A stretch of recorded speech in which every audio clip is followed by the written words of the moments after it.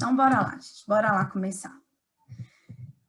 Então, eu vou contar agora uma história, eu vou ter que voltar um pouquinho no tempo que a gente já tinha ido, mas não muito no tempo, voltar um pouquinho no século XVII, porque não tem como eu introduzir esse assunto, esse século XVIII que a gente ainda está explorando ele, sem falar da Rússia, né, gente? Porque hoje a gente tem esse balé tão forte na Rússia? Por que que a Rússia é isso, né? Porque a gente tem essa coisa com a Rússia. Tem muita história aí, né? Sem falar de século XX, que a gente não vai poder abordar aqui também, não dá para entender o que é o balé russo hoje para os russos e para o mundo, né? Mas aqui já começa. Então, vocês vão me dar licença para eu poder estar falando um pouquinho dessa história russa para vocês. Então, vamos começar aqui, né? Até a ascensão dos Romanov, né?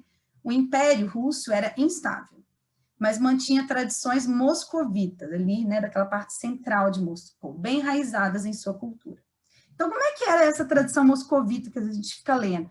Eram esses homens que ostentavam enormes barbas, mulheres submissas, inferiorizadas ao extremo, era a base da família tradicional russa. Para vocês terem noção, a mulher dentro dessa tradição mais antiga russa, não podia, nessa tradição que as pessoas chamam, né, os historiadores chamam de moscovita, elas não poderiam nem olhar para um homem diretamente. Quando um homem chegava perto dela, que não fosse seu marido, o marido só, quando ele dava permissão também, ela tinha que abaixar o olhar, tá? Só para vocês terem uma noção.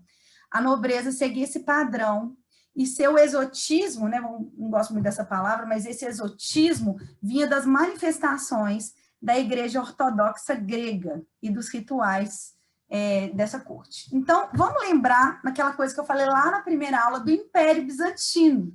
Então, do outro lado daquele Império Romano, né, que a gente pegou alguma coisa, a gente pegou a Teodora lá naqueles mosaicos bizantinos, aquelas roupas, aquelas pedrarias, véus aí com umas coroas, roupas, os vestidos das mulheres pareciam grandes batas, cheios de pedraria.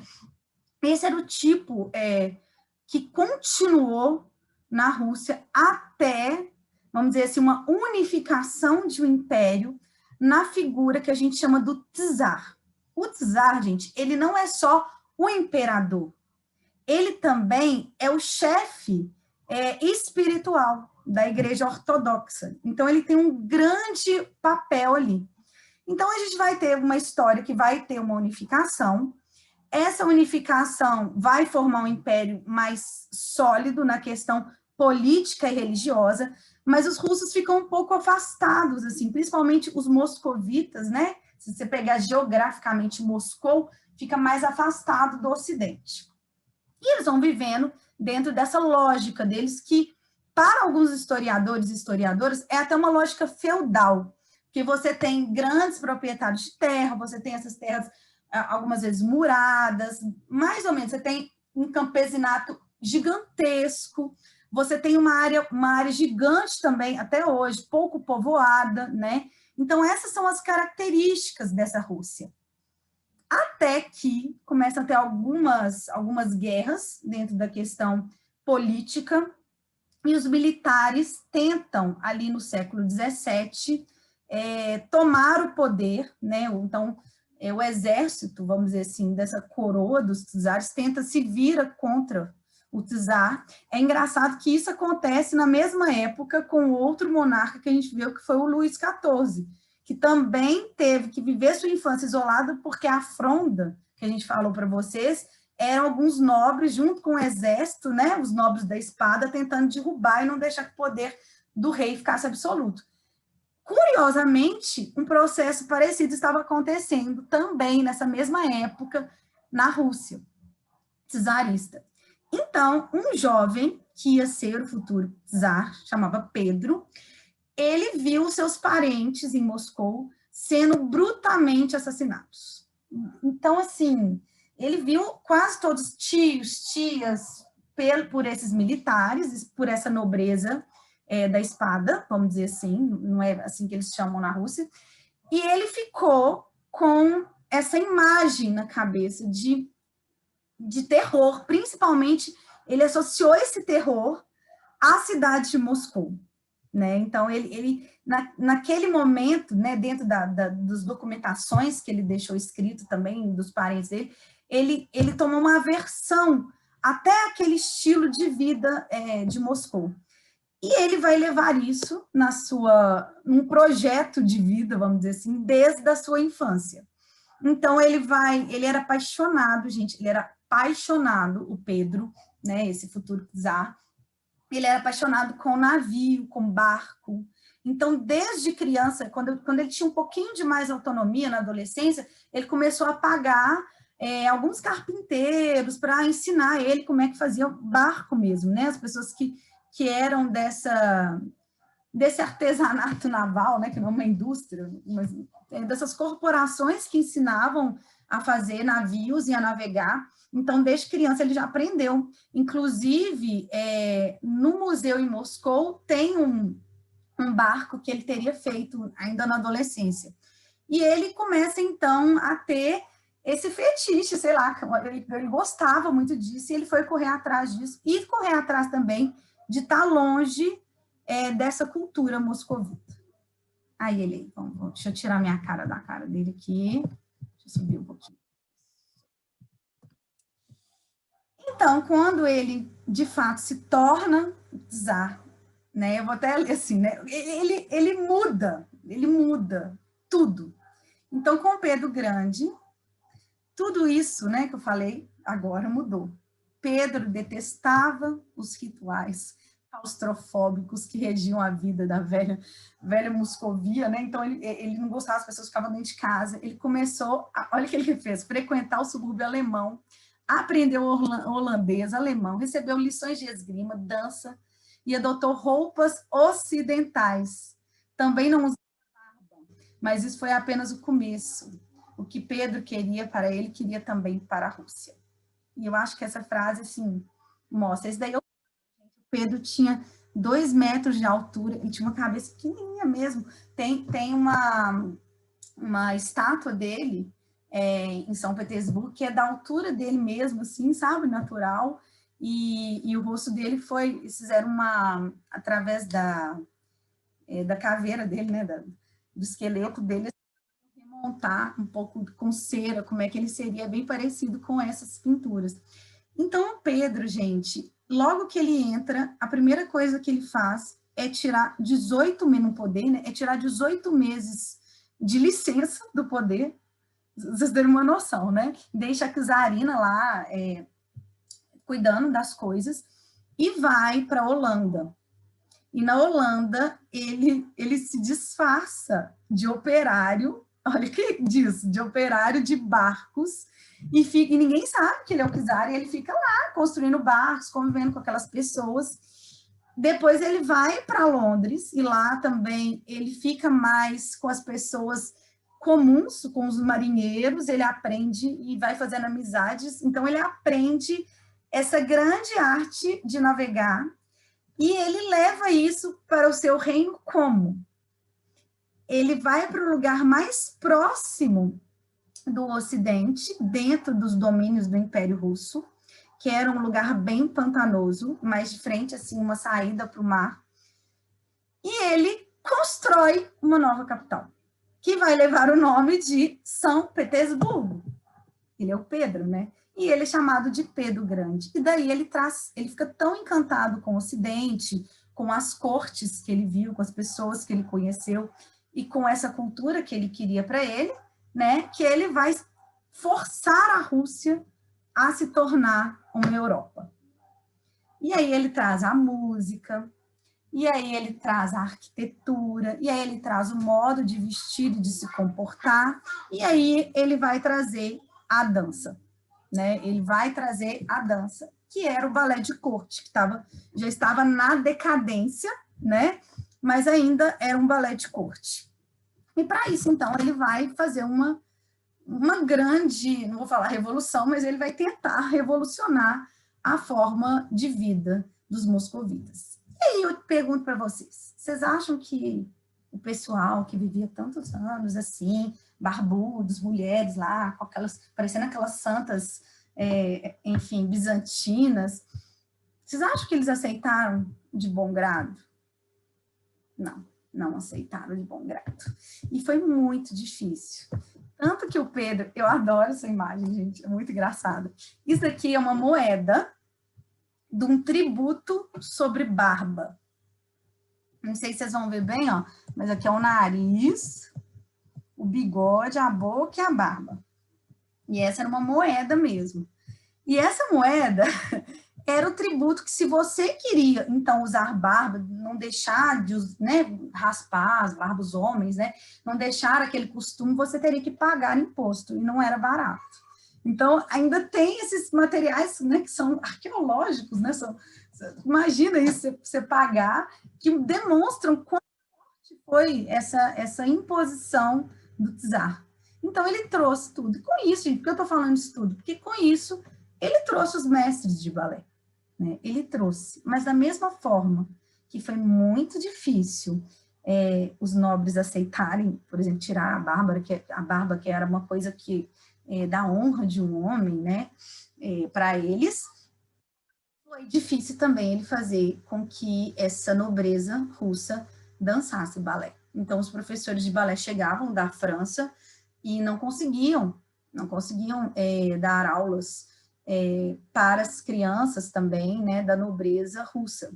Os pais não deixavam e tal. Então, houve um movimento de encaixar o balé de qualquer forma, e essa forma, o Pedro Grande, ele não chegou a ver com os próprios olhos, tá? Quem viu foi a czarina Ana. Deixa eu colocar mais para baixo. Então, a Ana Ivanova, né? O que ela vai fazer, então? Ela vai pegar esses professores e vai colocá-los, vamos dizer assim, para dar aula para os militares, que era um tipo de uma elite também, né? Os filhos dos militares, era um tipo de ascensão, não era uma elite, mas era um tipo de ascensão social dentro da Rússia, ser militar. E aí, o Jean-Baptiste Landais vai ser esse primeiro mestre que assume o cargo, tá, né, do batalhão dos cadetes imperiais. Aí ele traz consigo todas aquelas práticas educacionais do Fouillé através do Rameau, né, do mestre de dança, e lá formou as primeiras turmas.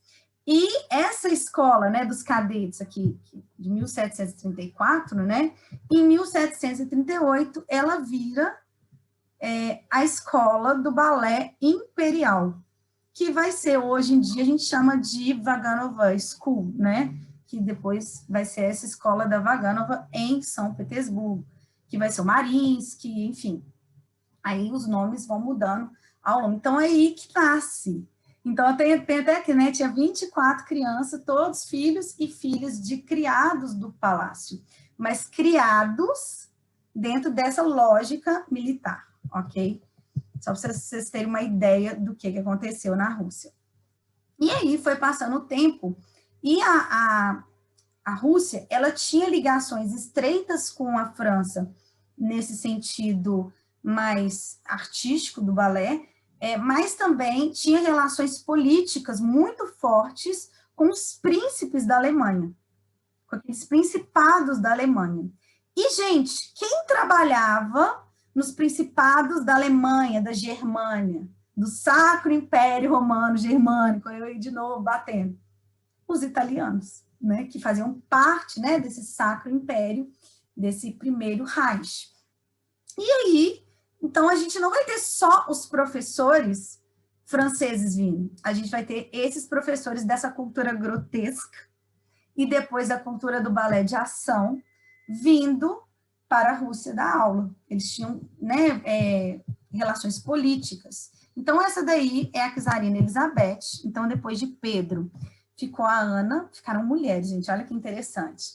E depois ficou a Elizabeth, estão vendo aí, Elizabeth, que foi uma czarina, e ela, então, também instituiu esse Heibding. Ele era um professor de Viena, tá, também, e ele começou a levar o Gaspar Angliolini, que a gente já falou sobre ele, vocês lembram? Aquela questão que eu falei que ele fez obras com Gluck, que ele também escreveu um balé de ação, que ele escreveu cartas também em resposta ao Nové. E o Leonine vai, então, ele leva esse balé de ação, ainda na corte da Elizabeth, né, para a Rússia. E aí que a gente tem uma coisa bem diferenciada na Rússia, prestem atenção. Lá em São Petersburgo, começou com a Academia dos Cadetes, lá, militares, para alguns funcionários do palácio, ok, estavam lá trabalhando, mas não conseguiu se formar um corpo de baile, só uma pequena escola. E aí, começou dessa pequena escola a ter algumas apresentações dentro da própria corte. No entanto, quando isso vai para os teatros, principalmente as casas de ópera, né, as casas de óperas da Rússia, o balé, porque ele foi levado nessa época, principalmente, né, pelos reformadores da dança, pelo balé de ação, ele já vai separado da ópera. Então, na Rússia, a gente já vai ter o balé de ação autônomo. Ele já vai começar no palco como balé, e não como uma ópera-balé. Ele já vai inaugurar essa coisa. Então, os russos não passaram por esse processo de ver o balé subordinado a divertiment, a entrées, dentro da ópera. Isso é muito, muito, muito interessante, né? Aí, só para vocês verem, né? Eles levaram, então, foi isso que eu falei. Levaram essa forma... E também colocaram o uso de danças, olha que interessante, foram os primeiros a colocar danças folclóricas e temas russos, buscaram pesquisar já uma dança que a gente chamaria hoje de caráter nacionalista, mas não era, mas já começaram a colocar alguns elementos. Eu adoro usar essa imagem aí, porque, na opinião deles, uma caracterização, uma dança-caráter, né, de algum personagem, na realidade, achavam que tinha a ver com a verdade, né, a verossimilhança, mas, por exemplo, esse daí é um nobre espanhol, olha aí, um nobre camponês espanhol. Onde que um camponês espanhol ia vestir assim, né? Só para vocês terem uma noção da noção deles também, ainda muito idealizada do que seria esse folclore, essa pegar a dança popular, para a gente imaginar. Eita, e aí, gente?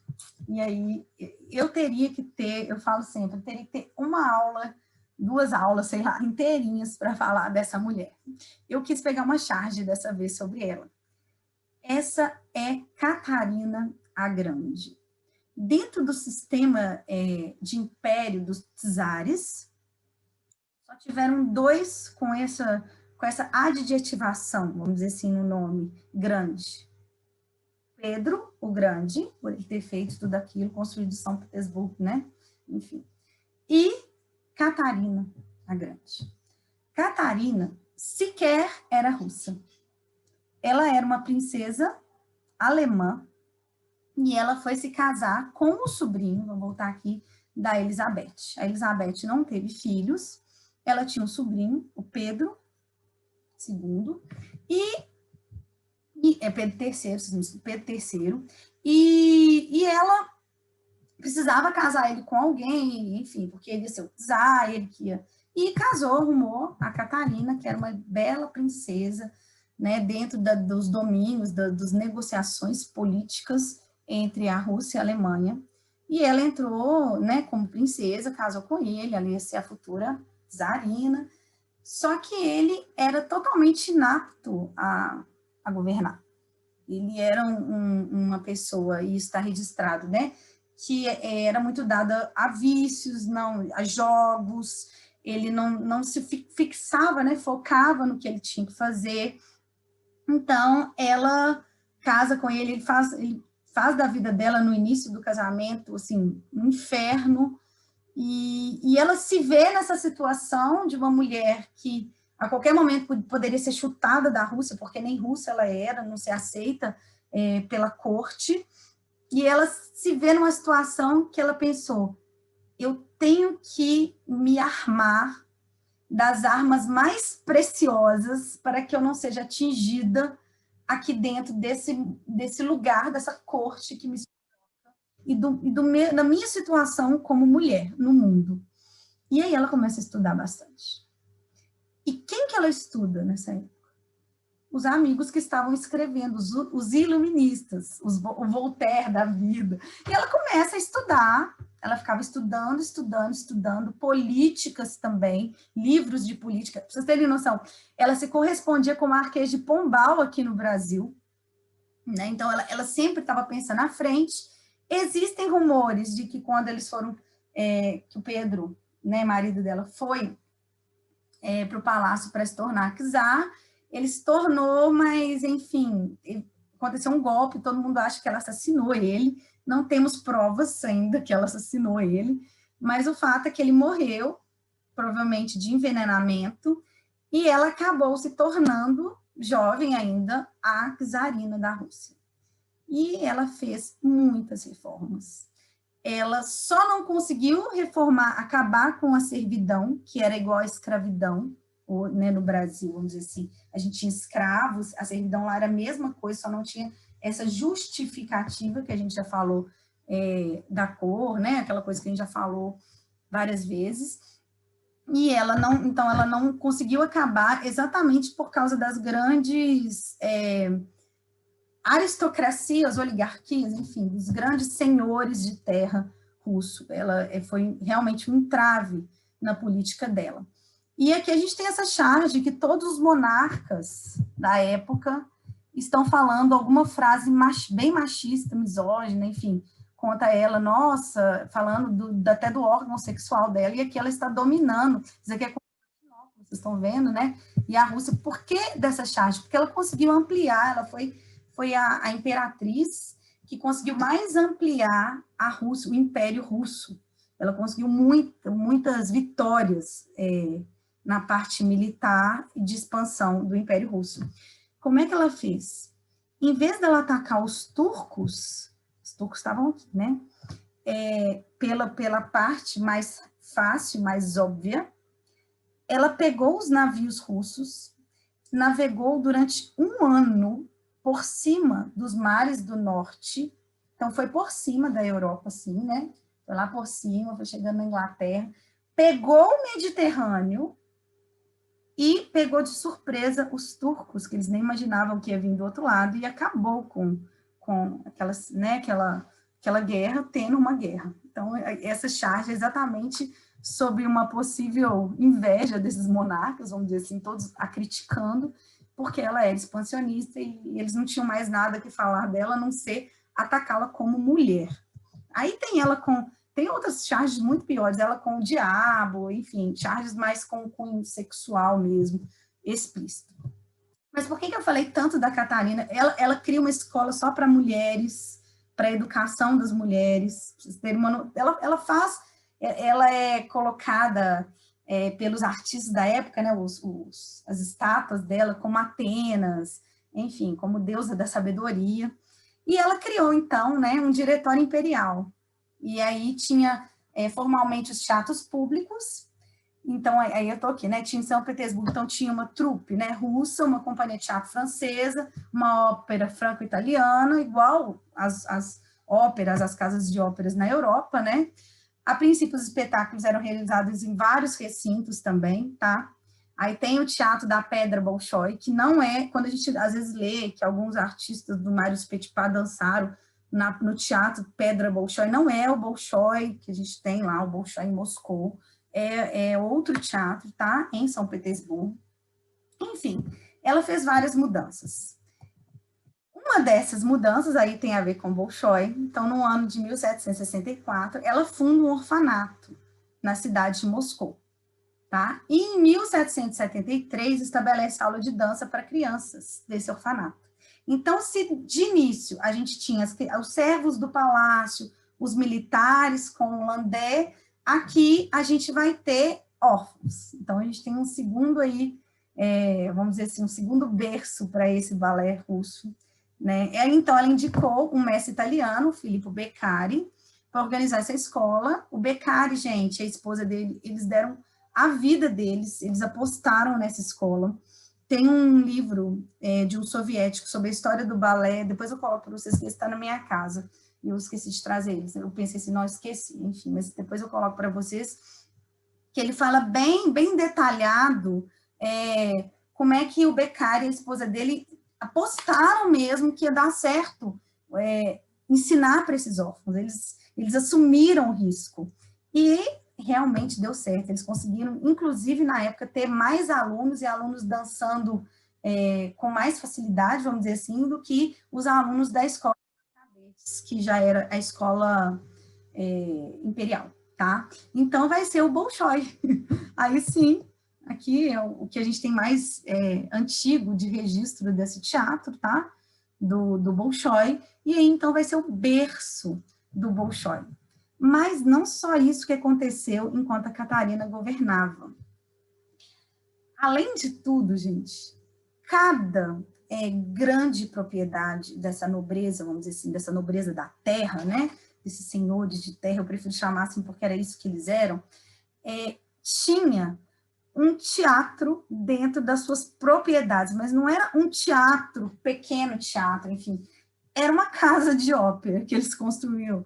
E esses teatros, eles são chamados, na história do teatro, inclusive a gente estuda isso, de teatros de servos. Então, quem que esses senhores colocavam para treinar balé com os grandes mestres franceses, italianos, enfim, dinamarqueses, suecos, que vinham, ou vinham do Sacro Império, ou vinham da França? Os servos, os escravos deles, né? Então, quem vai ser um professor que vai se destacar, né, dentro dessa realidade é o Charles Lepic, tá? O Charles Lepic é um francês, ele foi aluno de Noverre, um dos alunos favoritos do Noverre, dançou muitas das suas obras, e ele tem uma formação muito grande também, e ele vai dar aula para esses servos. E olha que interessante, a Pracósvia, essa moça que está aí, ó, essa serva, ela chegou, inclusive, a casar com o seu senhor de terras, né? Então, ela era grande, ela se tornou uma grande atriz, cantora, dentro desse teatro de servos. Mas, esse historiador, gente, o Robert Camassi, ele, para mim, tem uma das melhores biografias da Catarina, tá? E aí, num dos capítulos, ele trata bem dessa coisa do teatro de servos. Depois eu vou colocar, porque esse livro eu acho que a gente tem ele, eu coloco lá para vocês no grupo. Então, o cotidiano desses servos era mais fácil do que os servos camponeses, tá? Além de dançar ou tocar instrumentos, esperava-se que cozinhasse, limpasse, servisse a mesa, estavam sempre, né, sujeitos a abuso, humilhações, sempre uma presa da luxúria do predador, não havia protestos contra esse tratamento, podia ser mandado de volta para o campo, isso também era uma ameaça, tipo, se você está achando que é ruim aqui, eu vou te mandar para o campo de novo, e vai ser bem pior. Então, tinha também essa coisa, enfim, né? Tinha essa coisa sempre em cima deles. As mulheres eram muito violentadas, as bailarinas, então, né? Eram compradas, gente, por chocolates. Eu falo chocolates porque no documento tem isso. Caixas de chocolates, assim. Elas eram trocadas por isso, elas eram levadas a fazer qualquer coisa, porque eram pessoas extremamente miseráveis, né?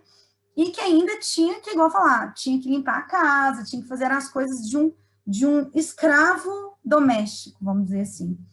Então, esses professores que davam aula, muitas vezes, para uma elite no século XVII, e começaram a dar aula para uma burguesia selecionada, principalmente na Ópera de Paris, eles vinham para a Rússia e davam aula para órfãos, militares e servos.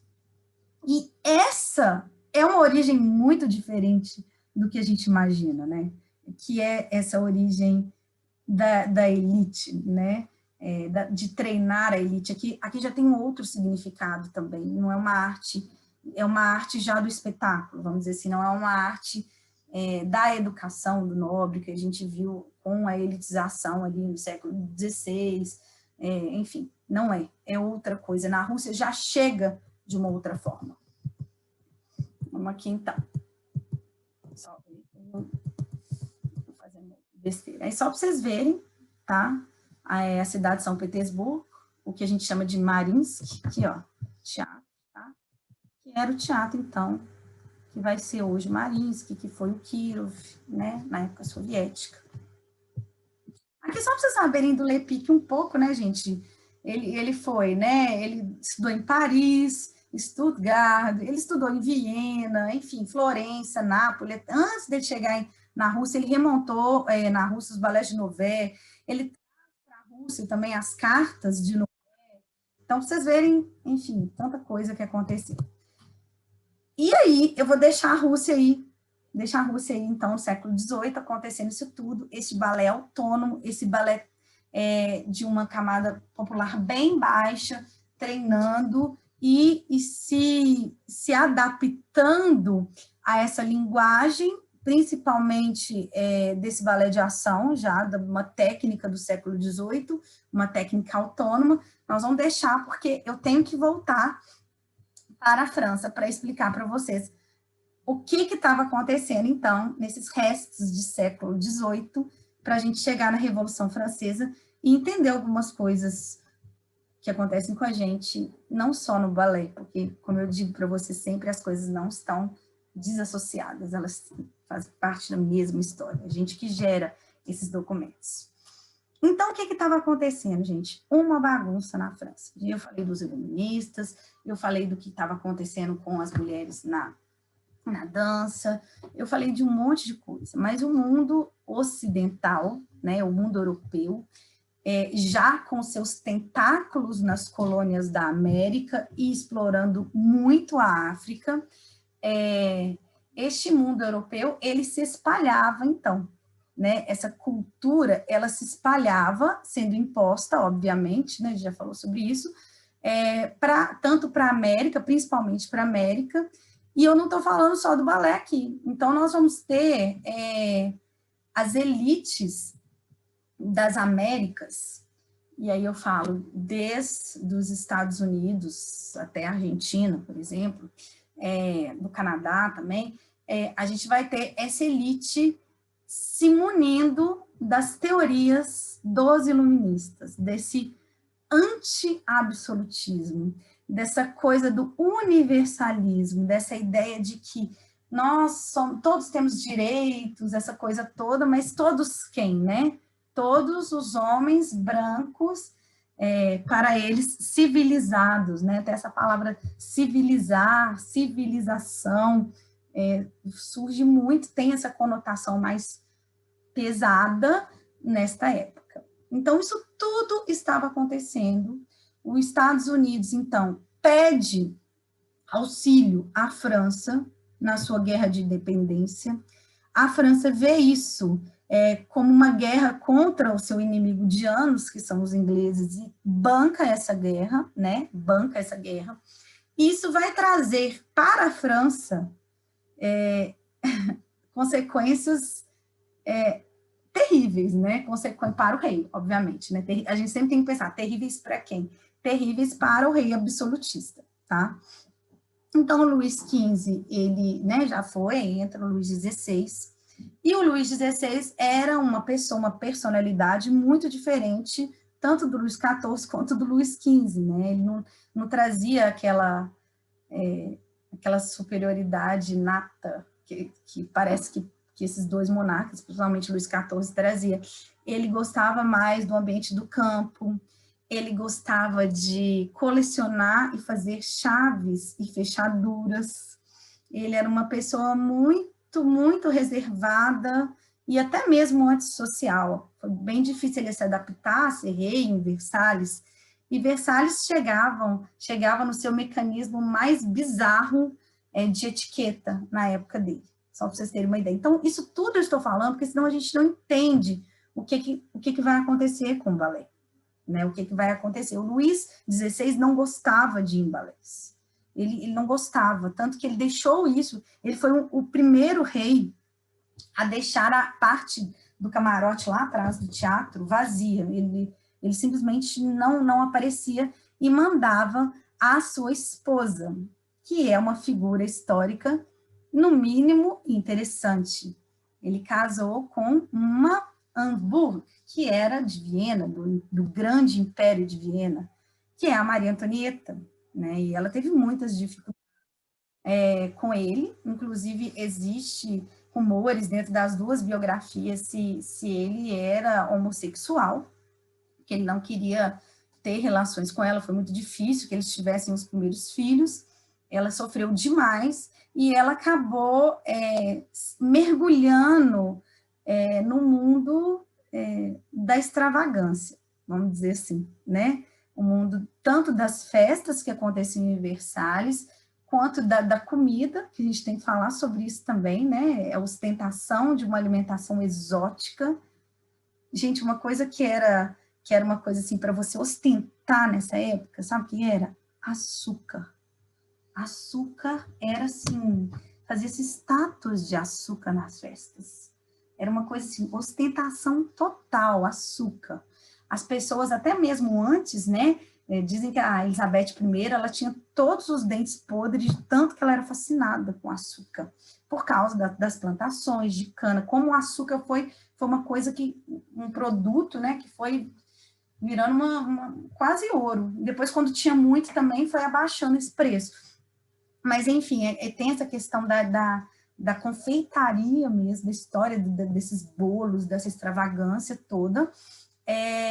E ela, então, vive mergulhada nisso, e ela vira um símbolo de ostentação, e o povo passando fome, e não só fome, gente, de novo, na história, a gente falou lá da crise do século XIV, então, junto com o financiamento que a França fez para a Guerra de Independência dos Estados Unidos, e ainda levou ideias iluministas, mais ainda, não levou, mas deixou mais firme, que já estava por lá. Tem essa questão da corte totalmente exagerada, e a figura da rainha acaba levando isso como um símbolo. Aí vocês pensam, e teve seca de novo, então os camponeses passaram uma fome talvez até pior do que aquela da crise do século XIV, e uma peste, que não era peste negra dessa vez, mas era a varíola. E a varíola, eu não sei se vocês sabem, é uma doença horrível, né? Que se você sobrevive, você fica com sequelas também terríveis. Então, o povo estava sofrendo muito, estava com fome. Sabe quem conseguiu driblar, vamos dizer assim, a varíola? Gente, isso é uma história impressionante. De novo, a ciência mostrando para a gente, né? Que a gente tem que acreditar na ciência. Mesmo a ciência da época não sendo a ciência igual a gente tem hoje. Mas uma das monarcas acreditou, vamos dizer assim, na ciência da sua época. Essa monarca, a gente acabou de falar dela, a Catarina Grande. Todo mundo falando que era obra, enfim, né, de Deus, ou do diabo, ou da água, dos judeus, porque tem isso tudo, né? Ela simplesmente ficou sabendo de um médico, eu não vou me lembrar o nome dele agora, depois posso escrever, um médico inglês, que estava fazendo um novo experimento de imunização da varíola. Então, o que ela fez para que os seus súditos acreditassem, confiassem nesse procedimento? Ela chamou esse médico, todo mundo achava que estava doido, né? Chamou esse médico, os próprios ingleses não aproveitaram dele, né? Ela estava lá, e falou assim, olha, você vai fazer, então, esse experimento, né? Em mim e no meu filho, meu único filho. E eu estou confiando que a gente vai ficar imunizado, que vai dar tudo certo. O que era isso? Era pegar um pedaço que a varíola dá ferida, né? Um pedaço da ferida de alguém contaminado, cortar e inocular, né? Colocar um pouquinho daquela doença na pessoa. O que é isso, meus amores? Vacina, né?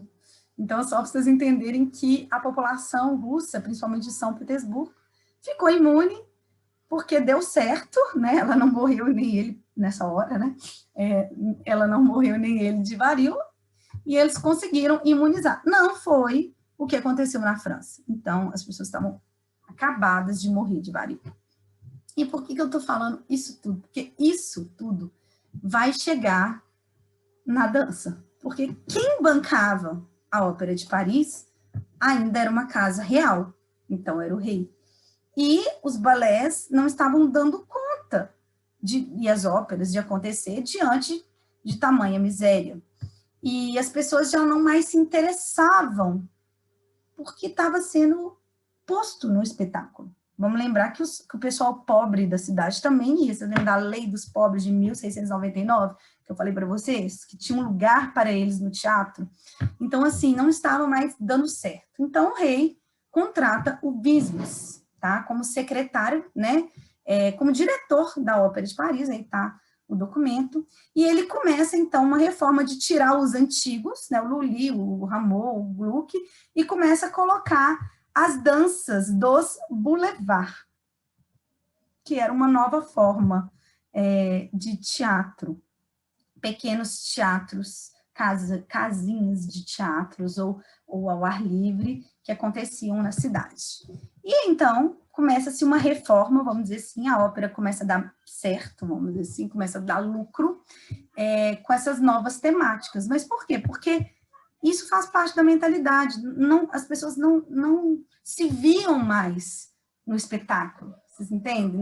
Não tinha um significado para essas pessoas. E o espetáculo era uma coisa muito forte. O livro, O Grande Massacre dos Gatos, ele aqui, O Grande Massacre dos Gatos, o texto principal dele, né, que é o Massacre dos Gatos. O que é o Massacre dos Gatos aqui? As pessoas ficam assim, nossa, por que a pessoa vai ver? É um charivari, é um teatro sátira que eles vão fazendo sobre uma coisa que eles acharam engraçados. Eles fazem um massacre de gatos porque eles não poderiam massacrar o seu patrão, aqui já é um patrão, né, que era um dono de uma fábrica de imprensa. Eles não poderiam massacrar eles, então eles massacram os gatos da burguesa, né? Eles matam, e eles acham isso tão engraçado que o historiador vai ver, porque é uma coisa tão cruel para esse pessoal, para esses operários, esse operário era tão engraçado. E eles ficam durante 30 anos reproduzindo um pequeno teatro. Então, quando você queria rir de alguma coisa, você não tinha uma televisão para ver um programa de comédia. Você fazia, enfim, um charivari, você fazia um pequeno teatro. E a Ópera de Paris era o lugar onde que as pessoas iam ver não só... a gente pensa que elas iam ver o sonho, né? Mas é muito diferente. O sonho vai vir no século XIX. O fantástico só. Não é igual também o balé de corte, que eles vão ver o fantástico, os deuses. Os deuses, mesmo na Ópera de Paris, são deuses muito humanos. São aqueles deuses que o Freud vai usar para analisar a psique humana, né? A própria palavra psique, né? Enfim, é uma ninfa. Então, as pessoas, elas vão ver partes, mesmo que seja dentro de um corpo de um deus mais humanizado, os deuses mais humanizados, eles vão ver o que está acontecendo, né, na sua humanidade ali. Então, a Ópera de Paris reabre utilizando temas recorrentes dos boulevards, adaptada à realidade, que tinha uma quase inexistente nobreza.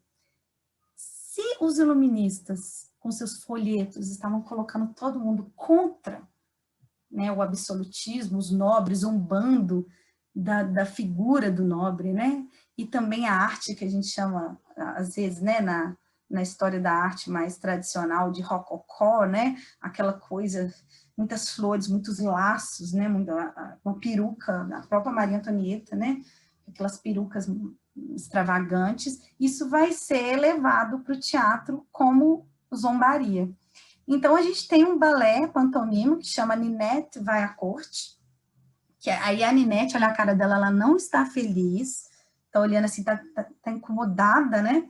A Ninette é uma camponesa, que ela está muito bem no campo, mas ela é linda, nossa, pleníssima lá no campo, até parece que as camponesas eram pleníssimas, né? Trabalhavam exaustas, magras, mas não era isso no imaginário, né?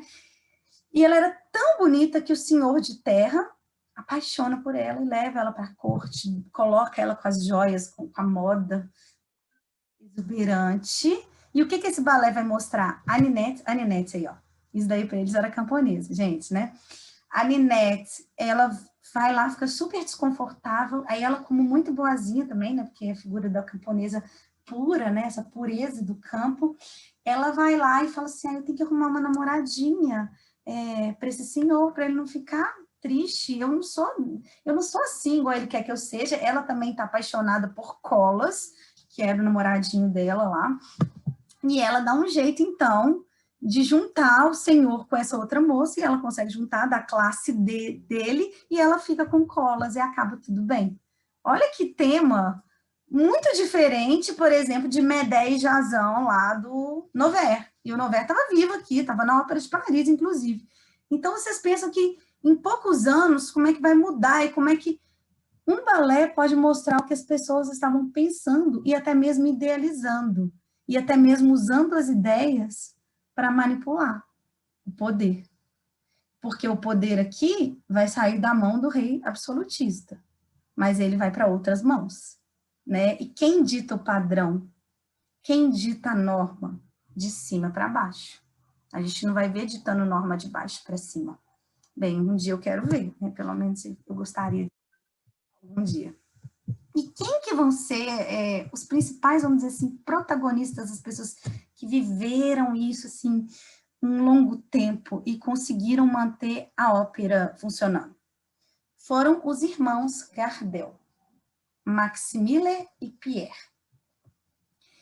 Então, segundo Paul Boursier, que é um historiador da dança, também um pouco já ultrapassado, mas ele tem uma análise bacana, ele tem uma documentação bacana, né? Então, ele coloca que eles eram produtos típicos da ópera, apoiados pelo grupo geral. Apesar de serem excelentes técnicos, ou seja, eles entendiam da técnica, né, da época, não eram inventores originais. Suas obras seguiam as concepções noverianas, no que concerne a mecânica do balé. O que é isso? Balé autônomo, verossimilhança, enfim. Mas sobre a direção, a execução técnica, voltou a cair na virtuosidade, o que era trair o espírito de Noverre. É preciso, no entanto, reconhecer que deram à ópera um renome de técnica que fez com que toda a Europa passasse a copiar a escola francesa. Então, é interessante que eu gosto dessa imagem aqui do Pierre Gardel, né? Porque ele está, vocês não percebem que ele está na ponta dos pés, né? E essa é uma imagem que demonstra que os homens também, né? Tem várias documentações, e são muitas, que os homens subiam nas pontas dos pés, né?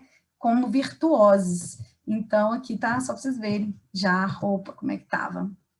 E tem eu vou deixar os irmãos Gardel, porque eu vou falar o que eles fizeram, mas de início eles começaram a adaptar tudo para a ópera continuar viva. Então, assim, vocês querem Ninette vai la corte? Vamos fazer um tema assim, agora o público quer a Rosette, que foi uma outra, enfim, eles vão adaptando e eles vão reinar na Ópera de Paris até 1830. Eles vão passar pela Revolução, pela época napoleônica, pela Restauração e pela, vamos dizer assim, Revolução Burguesa de 1830. Vocês pensam, eles vão passar por muita coisa e a ópera não vai fechar as portas, principalmente por causa dessa questão, vamos dizer assim, maleável desses irmãos, né? E nós temos a Guimard. A Guimard, gente, é interessante, porque os livros antigos de história da dança falam que ela era uma cobra venenosa. Falam desse jeito, tá? Não estou brincando. E, na realidade, é uma visão, de novo, de demonizar, né, a figura da mulher. Ela, na realidade, eu acho que alguns historiadores mais atuais colocam, né, ela era uma gestora astuta da sua imagem, criou um modo consciente para essa própria imagem.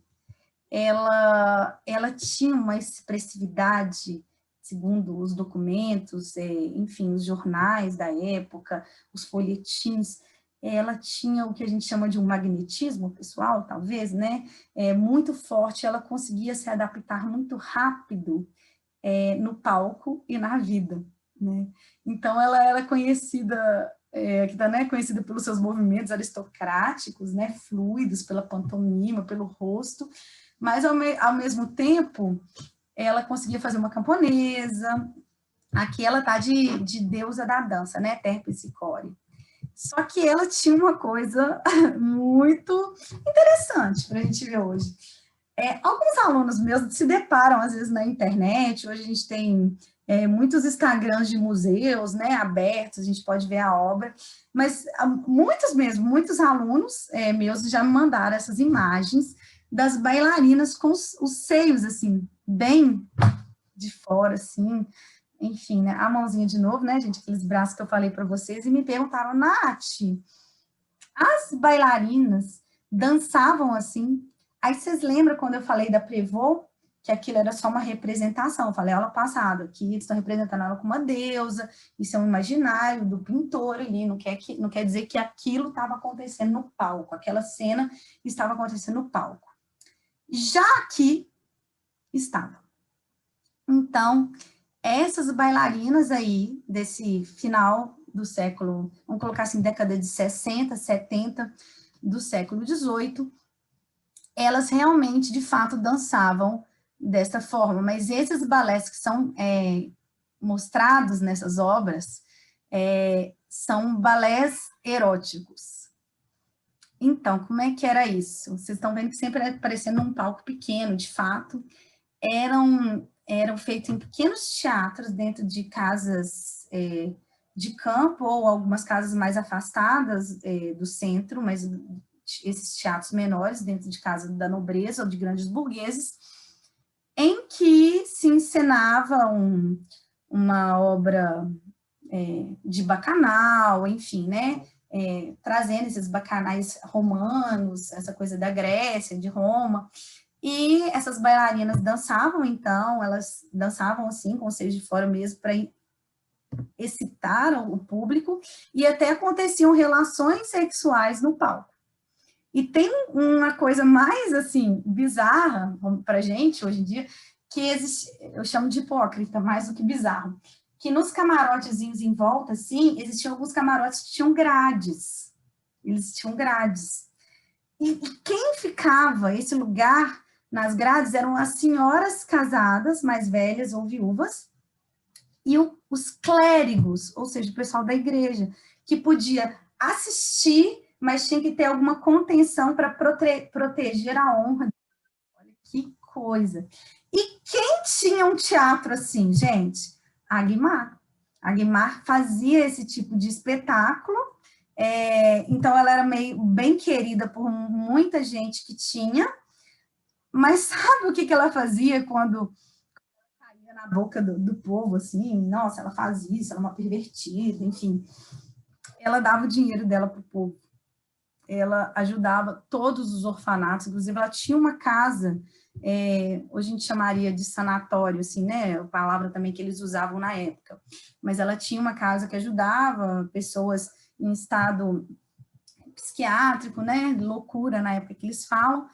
Então, ela é uma figura que ela não conseguia ser atacada, ela era riquíssima, e, de fato, ela fazia essas coisas, né? É o que os documentos nos mostram. E, ao mesmo tempo, era uma bailarina que conseguia interpretar essa dança que os Gardel precisavam nesse momento, que era aquela camponesa, né, idealizada, que não se adaptava no total àquele ambiente exótico, extravagante da Maria Antonieta, por exemplo. Nossa, Nath, mas é muita coisa. Gente, é muita coisa. E dentro disso tudo, dentro desses bailarinos que eu tô falando, dessa época, desse tempo e desse espaço, que a gente está falando da Ópera de Paris, nasce filho bastardo de 2 bailarinos, né?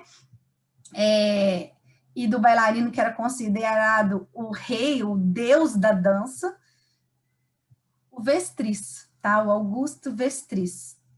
Então, ele nasce e o pai dele não acha que ele é filho dele, de início.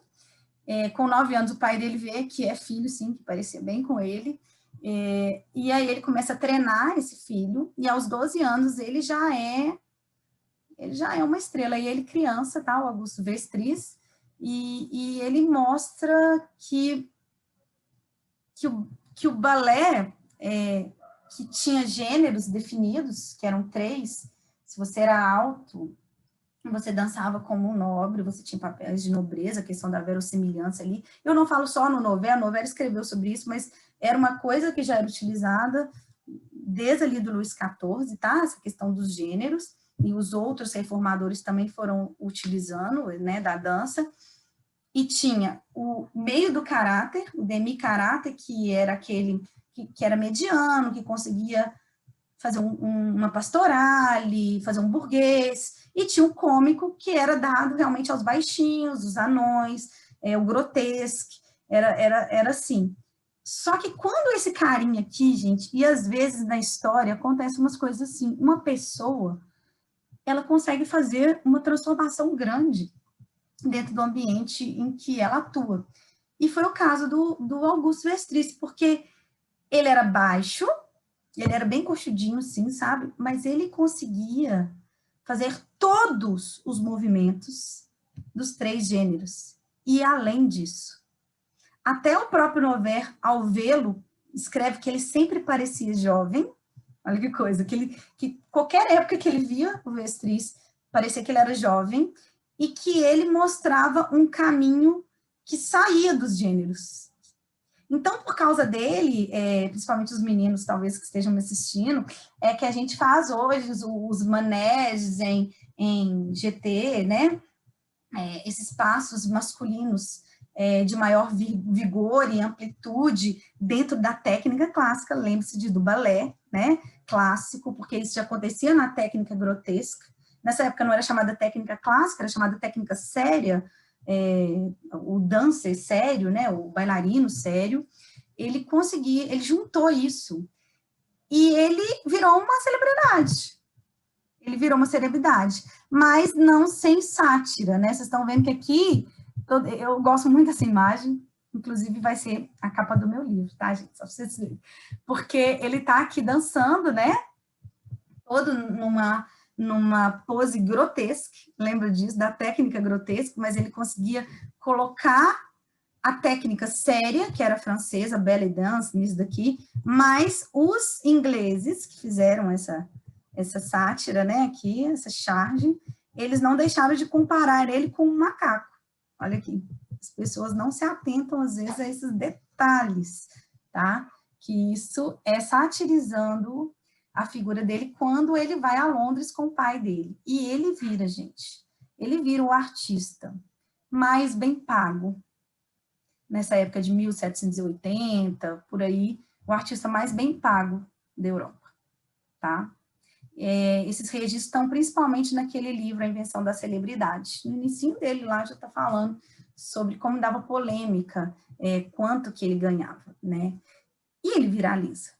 E ele viraliza, e ele vira o professor, o bailarino, o faz tudo dessa transição. Vai acontecer tanta coisa na política dessa época, gente, tanta coisa.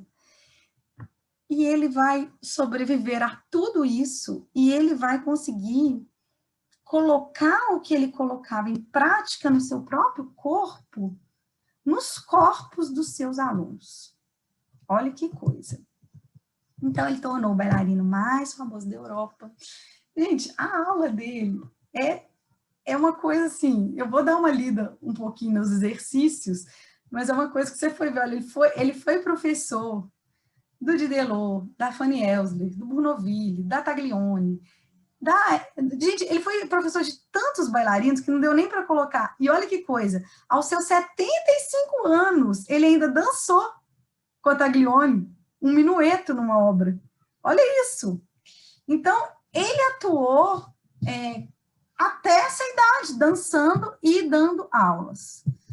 E ele mudou, de fato, a forma de dançar através da transmissão, não só visual para o público, cênica, como também como um professor. Só para vocês terem uma ideia. Aí voltamos, então, ao que vai acontecer com aquilo tudo que eu falei. Do rei, do povo com varíola, passando fome, dos iluministas, disso tudo. Vai acabar, como a gente sabe, no que a história tradicional chama de terceiro estado, né? Inflamando o povo e acontecendo uma grande, que a gente chama Revolução Francesa. Esta imagem aqui são os revolucionários tomando a Ópera de Paris. E aí você se pergunta, por que eles entraram também dentro do Teatro da Ópera para quebrar tudo? Primeiro, porque era um lugar da aristocracia, né? Do rei. Segundo, eles pegaram as armas cênicas das óperas, espadas, escudos, tudo que tinha de arma cênica, eles saquearam na Ópera de Paris. E como é que essa casa de ópera, essa casa, não só quando a gente fala casa de ópera, a gente está falando de tudo, dos músicos, dos bailarinos, de toda essa estrutura, como é que ela vai sobreviver se ela é bancada, principalmente, não só bancada, né? A figura do monarca está impressa no DNA dela. Só que não, né? Foi um tiro do pé do Luís XIV, vamos dizer assim. E aí que está a explicação, né? Os irmãos Gardel, junto com seus bailarinos, dançar conforme a música, o temperamento histórico do que estava acontecendo. Então, quando a gente tem a quebra da Bastilha, né? O que é isso, gente? Os revolucionários entram, botam fogo na cadeia, que era a Bastilha. A Bastilha era a cadeia onde iam os presos políticos. Então, isso é muito simbólico. No dia 14 de julho, não é? De 1789. E aí, gente, eu gostaria muito de dar uma aula sobre Revolução Francesa para vocês, mas o que acontece é que, de fato, eles acabam com o poder absolutista, mas não de imediato, né? Existem muitas fases dessa revolução, inclusive eu sempre falo, eu sempre gosto de lembrar que a gente fica discutindo hoje a direita e a esquerda política, né? E a gente tem que entender que essas coisas têm o seu germe, o seu nascimento. O germe, na realidade, ela estava sendo gerada, né, dentro desse século XVIII, que é tão complexo de explicar. Mas nas assembleias, né, políticas, a gente tinha os grupos que se sentavam à direita e tinha os bolinhos, né, vamos dizer assim, que vão ser partidos, enfim, a gente não pode chamar de partido ainda, né, mas com as suas afinidades políticas e suas ideias para o debate, porque o debate vira poder, lembra disso? A fala que pós a Revolução, né, pós acabar com, tirar o rei, é uma coisa muito forte, e aí você vai ter a extrema esquerda, você sentado, a gente vai ter o pessoal dos jacobinos, que era uma esquerda mais revolucionária, vamos dizer assim, que estava à esquerda, por isso que a gente fala esquerda, e a gente vai ter os girondinos, que vem de Girondes, que vem dos juízes, daquela aristocracia da toga, né, que vão ficar à direita, e a extrema-direita os mais conservadores, que queriam a volta do rei, e no meio disso você tinha uma esquerda mais liberal, e uma direita mais, enfim, isso tudo, gente, aconteceu aqui, neste momento. Olha que coisa, né? E, enfim, eles discutem, fazem um julgamento do rei. No final das contas, os jacobinos, eles estão em maior força, vamos dizer assim, e vão guilhotinar o Luís XVI e a Maria Antonieta, né? E se inaugura o que a história tradicional chama de terror, mas eu faço meu questionamento, terror para quem? Terror para quem? Porque eu peguei uma frase aqui, eu falei para vocês da Chapeuzinho Vermelho, era um conto muito contado pelos camponeses, e aí a gente pensa, assim, aqui eu estou com o grande massacre dos gatos, né? Que mensagem esses símbolos, né, dos contadores de história camponeses do século XVIII na França, até que ponto eles retratavam um mundo de brutalidade nua e crua? Por que esse conto da Chapeuzinho Vermelho que eu coloquei aqui para vocês, não o do Perrault, mas esse mais que está aqui no livro, eu deixei o livro para vocês, né, no grupo, para vocês verem, porque é tão cruel, porque sempre é tão sanguinário, porque a brutalidade da história dessas pessoas, que a gente às vezes fala o terror, elas se reproduziam, né, na explosão de séculos de opressão, né? E não só na sua, vamos dizer assim, na sua tradição, e não essa não inventada, né? Dos costumes dessas pessoas também não inventados, que era a vida, não era nem, era uma sobrevida. Era isso, né? A brutalidade da vida dessas pessoas era nua e crua, e isso foi posto para fora. Então, para os camponeses, para os proletários, para os mendigos, né? Enfim, na realidade, o terror foi antes. Então, tudo tem que ser analisado, né? Enfim, falei isso para a gente entender mais ou menos o que aconteceu aí nessa época, mas acabou que essa fase de terror, que eu acabei de explicar, que a gente tem que pensar terror para quem foi abafada, a elite, a burguesia, os grandes burgueses, eles vão tomar, vamos dizer assim, o poder, a polarização política fica insuportável, chegando às beiras da loucura coletiva, vamos dizer assim. E quando a gente vive, e pode até parecer que eu estou falando de 2021, 2020, 2018, enfim, 2016, mas não estou. Quando a gente vive uma polarização muito forte, a tendência material da história, então aqui eu estou falando de materialismo histórico, que o historiador vê na materialidade do que aconteceu, né, no que a gente pode analisar, a tendência é que a gente busque os heróis, que a gente busque os salvadores. E aí, exatamente isso que vai acontecer.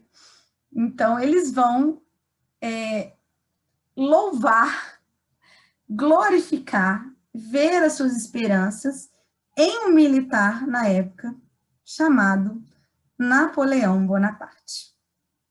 Mas antes de chegar no Napoleão, só quis falar aqui, falei, né, a ópera sobreviveu dançando conforme a música, vai existir ainda dentro desses revolucionários, e aí eles sendo de direita ou de esquerda, dentro desse que eu falei para vocês, dentro disso tudo, uma questão é fato.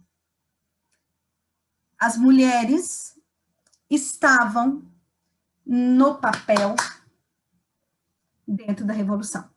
Elas foram usadas também como revolucionárias. Elas ajudaram a tirar o rei absolutista. Elas lutaram pelo lugar da igualdade, no qual os lemas da Revolução, liberdade, igualdade e fraternidade, elas estariam lá dentro. Não só as mulheres, né? Quem era igualdade para quem, liberdade para quem, é o que eu já falei para vocês, né? Porque o universalismo para quem, né? E Olímpia de Gouges, que era uma mulher, então, que escreveu os direitos universais das mulheres e que lutou com os revolucionários e que era uma brilhante teórica e na prática também. Ao primeiro passo para a emancipação e para esses direitos, porque a gente tem os direitos universais dos homens com a Revolução, eles a guilhotinam. E aí, essa coisa de guilhotinar a Olímpia de Gouges parece uma coisa assim, uma repressão individual, mas não. Não todas as mulheres revolucionárias vão ser guilhotinadas, mas elas, no olhar dos homens de ambos os extremos e centros, elas não deveriam estar no poder. E aí eles vão usar da ciência, eles vão usar de tudo para justificar a não presença das mulheres na política. E isso vai começar a aparecer nas obras, principalmente da Ópera de Paris.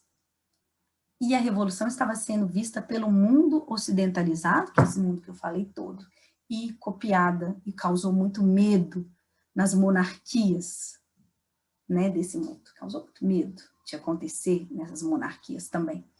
Então, essas mulheres, a moda, né, vou arrastar aqui, gente, peraí. Essas mulheres, então, vão aparecer nas danças já mais vestidas com cores leves da pureza, com tecidos mais adequados, a pureza mesmo, a virtuosidade, a ser virtuosa no sentido de um homem virtuoso e a mulher virtuosa, são temas também desse renascimento e pós. E para isso, olha que interessante, que a gente já tem um sapato, né, que a gente acha que é uma sapatilha parecida com a de ponta, uma roupa. A gente vai ter, então, os irmãos Gardel fazendo, a primeira vez que você vê um corpo de baile com 32 mulheres, só 2 homens em cena, na obra de Telemaque e Psique, e vai chegar na loucura das festas da razão, em que pareciam mais rituais religiosos, até mesmo aconteciam dentro da própria igreja de Notre Dame, olha aí, que eram festas fazendo odes à filosofia, né? Vocês estão vendo aí, em que mulheres de branco se vestiam em procissões descalças, e aí a gente não vai tê-las descalças, mas com um sapato bem rente ao pé, parecendo que da cor da pele, né, dessas europeias, que é uma pele mais rosada, bem fininho para não machucar esses pés, e a mulher, ela vai estar sendo o símbolo da liberdade, ela vai ser colocada num pedestal. Ela vai ser colocada como... Os homens vão fazer o seguinte discurso, até mesmo Rousseau, né? Que as mulheres, elas são melhores, elas são anjos na terra, elas são maternais, vinha essa coisa da maternidade, da mulher cuidar do seu filho, da mulher ficar em casa, da mulher ficar reclusa, da mulher ser o segundo sexo, olha que coisa, segundo sexo. E aí, essas coisas vão para o espetáculo de uma forma fanática religiosa, mesmo sendo a religião da razão. Então, aí a festa da razão. A gente tem até, gente, o funeral do Voltaire, a própria filha dele, que é a filha dele, ó, ela estava vestida de mulher de branco, que levado para onde ele ia ser colocado, junto com os outros filósofos, né? E a gente tem então registros por toda parte dessas mulheres de branco. Vai ser trazido de volta a imagem, olha que coisa que vai fazer link com o que eu falei na nossa primeira aula sobre os símbolos do império, do imperialismo. Vai ser trago de volta a figura dos romanos, a figura da mulher nobre, virtuosa, a mulher da família romana, que, se vocês não sabem, é a Patrícia, né? Tem o Patrício e a Patrícia, que é aquela mulher que fica em casa, aquela mulher íntegra, virtuosa, ou então a mulher de Atenas, né? Escutem a música do Chico Buarque, para vocês entenderem as mulheres de Atenas. Mas então, tá, Nath, que coisa louca, tá? Mas por que esses revolucionários, de onde que vem essa ideia de várias coisas? Os iluministas começaram a trazer muitas coisas dessa época na questão da arte, do direito ao direito, e também quem estuda direito tem um prato cheio, né? Também todas as nossas instituições democráticas, vou colocar aqui, né? Enfim, são colocadas, e a gente também tem as grandes descobertas das cópias romanas das imagens gregas, porque essas estátuas que a gente tem são cópias, né, romanas em mármore branco, então achava-se que essa cor branca era da pureza, e aí se quer vestir igual essas estátuas. A gente tem a cidade de Pompeia sendo descoberta, né, o Vesúvio, né, deixou tudo intacto, então a gente tem uma cidade inteira, os arqueólogos, né, a arqueologia começa a nascer aí, e causa muito vislumbre nas pessoas, esses símbolos aos poucos, eles vão voltando, mas também volta essa ideia de um grande império, uma só humanidade dentro da ordem moral, enfim, desses romanos, dentro da razão greco-romana, e isso vai, então, para a moda, para a roupa que as mulheres vão vestir, né? A Madame Récamier, Juliette Récamier, né? Grande musa, né? Dos românticos. Vocês vão ver ela aí já nesses trajes quase que transparentes, o cabelo também, né? Igual daquelas romanas, igual eles imaginavam, assim, presas. E aí o balé também vai seguir esta moda, vamos dizer assim, já é uma moda que vai entrar dentro do espetáculo cênico, porque a cena reflete também o pensamento que se quer que pense. Ela nem sempre reflete, quase nunca reflete o pensamento natural, vamos dizer, das pessoas, mas sim ideológico, né? Então, a gente vai ter essas mulheres de branco. E aí é o golpe, né, gente? É o golpe em cima do golpe. As mulheres são retiradas silenciosamente do lugar da política, do lugar da fala, para o lar, para serem belas recatadas e do lar. Olha isso. E elas têm, gente, reuniões de mulheres virtuosas, onde elas falam como é bom ser submissa aos homens, como é que é da natureza, e brigas com revolucionários, que a gente vai ter mesmo, eram guilhotinadas. E isso vai para a cena. Isso vai para a moda. Vocês têm noção, esse era um sapato. A gente acha que isso daí é uma sapatilha já de ponta, mas não, isso é um sapato da época. E reparem, mesmo o sapato da época, a gente já vai ter as fitinhas. Por que as fitinhas, gente? Porque a mulher é frágil, olha que coisa. Ela torce o tornozelo, ela é fraca, ela precisa do homem, olha que coisa. E aí precisa atar o tornozelo das moças, né, para elas não machucarem. E tem outra coisa também, pé de moça tem que ser pé pequenininho. Olha que coisa, gente. Eita, né? E aí essas moças apertavam os pés, atavam com gases para colocar os pés dentro desses sapatos, mas não são sapatilhos, né?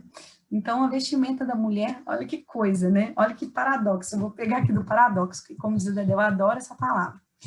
De um lado, buscou-se resgatar as vestimentas romanas, mas, por outro lado, a mulher virtuosa não podia se dar a transparências, porque as roupas das romanas eram transparentes, né? Que essas roupas traziam a sua versão original. O moralismo estava em alta e confrontava com a idealização artística da figura feminina. E por isso mesmo surgiram as roupas mais colantes de baixo. Então você já tinha aquele, não é chamado de espartilho, né? Eu esqueci o nome, gente. O pessoal da moda aí depois me ajude. Mas tinha uma roupa de baixo mais apertadinha, né? Em que o ilhós não era de metal, ele era feito, né, com cirzidos assim. Mas você vai ter também já tecidos mais colantes, já mais meias calças, para esconder as imperfeições, porque essa mulher virtuosa, ela não pode ser imperfeita, ela tem que caber dentro de um padrão, né? Ela sempre tem que estar feliz, a felicidade tem que estar no ser dela, físico também. Então, elas começam a prender os cabelos, mais ainda, nada de perucas, né? Então, isso tudo tira dessas mulheres o poder mesmo, entendeu? Vamos dizer assim.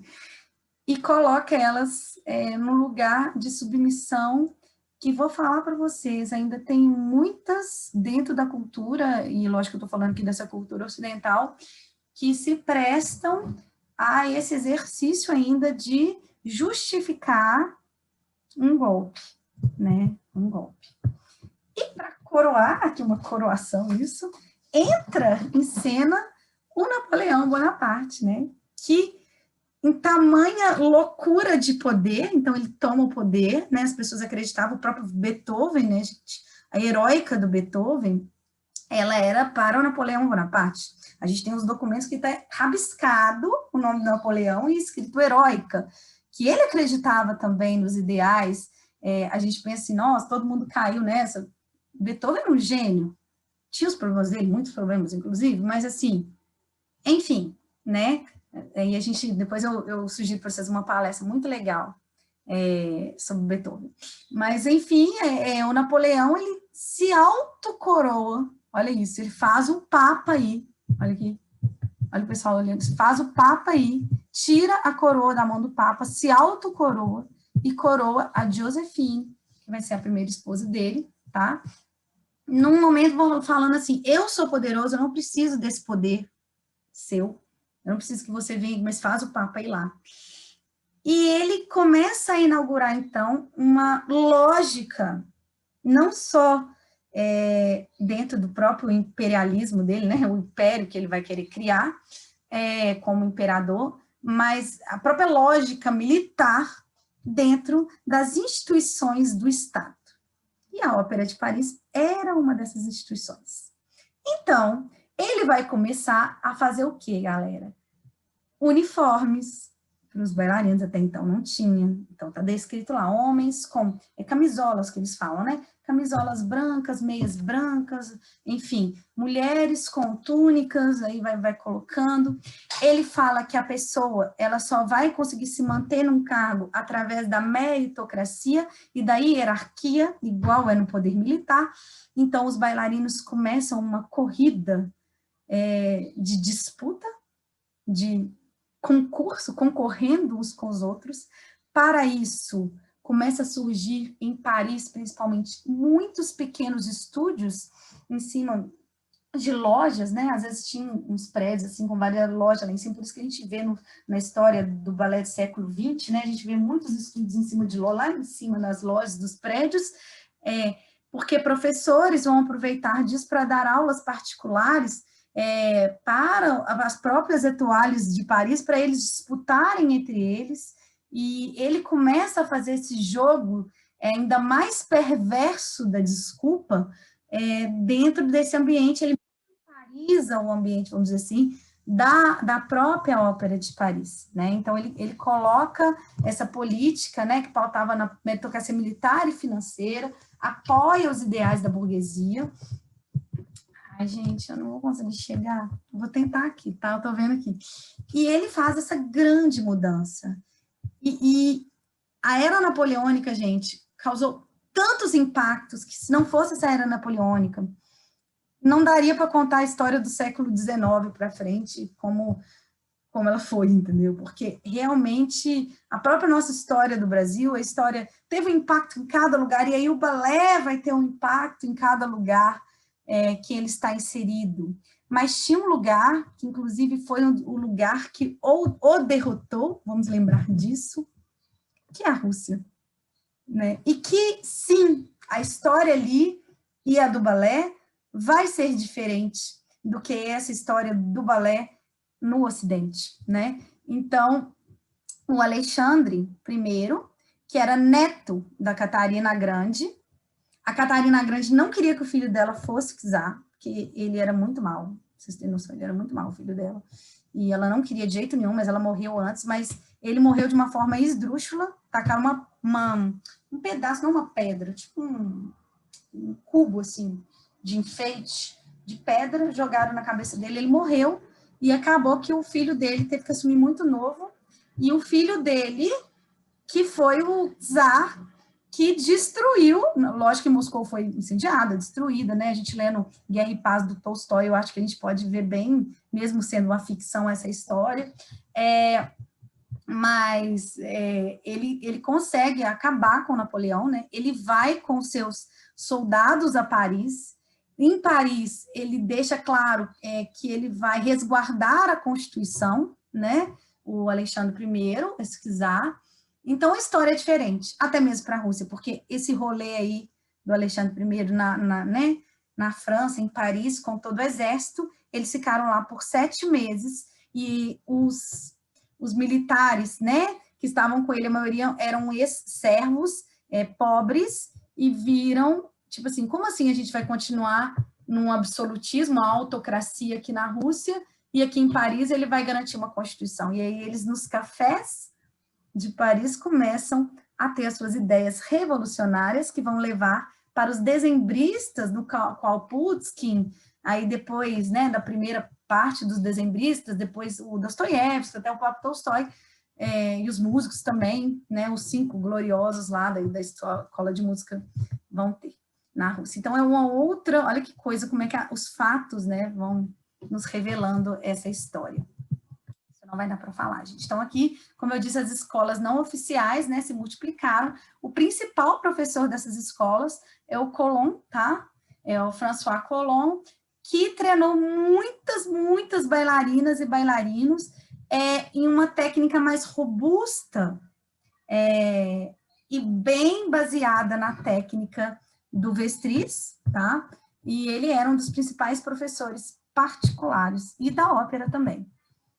E aí a gente vai ter um aluno, que vai ser um aluno principalmente do Vestris, esse carinha aí novinho, eu coloquei ele novinho, é o Auguste Bournonville, que foi estudar um pouco de balé, o pai dele já era diretor do balé real do Teatro Real da Dinamarca, e levou o filho para ter aulas com o Milon, e com os irmãos, né, os irmãos Gardel, mas ele não pôde, quem estava lá era o Vestris mostrou para o Bournonville, né, deu as aulas, o Bournonville ficou tão impressionado que ele anotou, gente, ele anotou toda essa técnica, a gente sabe hoje da técnica do Vestris por causa das anotações do Bournonville.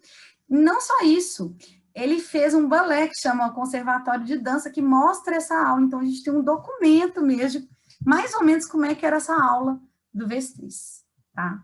E como é que era essa aula, gente? É muito louco, né? Como é que ele mudou a técnica? Como é que ele conseguiu, né? Para começar a responder, né? Primeiro, ele ampliou o andeor para exagerado 180 graus. Então, pode reclamar com ele, tá, galera? Não com o professor ou professor. As pernas também deveriam mostrar mais esticadas. Então, vocês lembram que eu falei que o negócio da perfeição eram as formas redondas? Já ele tinha que manter a perna e o pé bem esticado, articular os pés nos saltos, né? Os radares eram feitos por meio de equilíbrio de uma só perna durante minutos, na meia ponta, e por fim os giros foram triplicados. Para tanto, a aula durava de 3 a 4 horas. Era composta por 57 exercícios de piruetas no centro, e outros elementos que, na época de transição dele, é a barra, para você ficar mais forte, né? A maioria dos bailarinos começava efetivamente suas sessões de treino com meia hora de exercício de barra, que seria depois repetidos no centro de sala sem apoio, e geralmente em meia ponta. Então, quando ia para o centro, era tudo em meia ponta. Iniciava o dia com um regime que deixaria qualquer bailarino de hoje de queixo caído. 48 pliés, seguido de 128 grand battements, seguido de 96 petit battement glissé, mais 128 rond de jambes sur la terre, mais 128 en l'air, e, finalmente, 128 petit battements sur les coups de pied. Isso é só a barra, gente. Isso é só a barra, gente. Imagina. Imagina 57 de pirueta. E tinha até, gente, as máquinas de andeor, que também foram satirizadas. Olha ali. Que interessante. Para treinar este andeor. Então, a técnica modificou. Ela foi treinada na França por um jovem italiano, tá? E eu coloquei que, curiosamente, a Itália, né, é que nos parece sempre ter voltado para a cena, né, essa terra, geograficamente, ela simboliza mesmo essa transição desses dois mundos, do norte, obviamente, né, onde o balé renasce com uma técnica e estrutura através das mãos do Blassis, né, do Carlos Blassis. Podemos dizer que ele foi um dos primeiros pedagogos do balé, tá, que aí ele pegou e fez uma obra pedagógica mesmo, ele não era um bom coreógrafo, mas como professor foi o pilar da técnica de ensino da primeira metade do século XIX. E ele treinou as principais bailarinas, enfim. O livro dele é muito bacana, vou deixar para vocês também. E o que foi acontecendo?